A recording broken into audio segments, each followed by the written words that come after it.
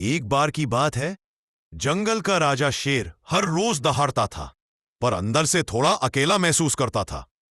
एक दिन उसने देखा, एक छोटा सा पक्षी उसके पास आकर बोला, शेर भैया, आप इतने बड़े हो पर चेहरे पर उदासी क्यों? शेर ने कहा, मेरे पास सब ताकत है पर दोस्त कोई नहीं। पक्षी मुस्कुराया और बोला, दोस्ती ताकत से नहीं दिल से होती है। शेर हंसा और बोला, आज से तुम मेरे दोस्त। उस दिन के बाद शेर दहाड़ता कम, मुस्कुराता ज्यादा था, क्योंकि उसे जंगल में एक सच्चा दोस्त मिल गया था।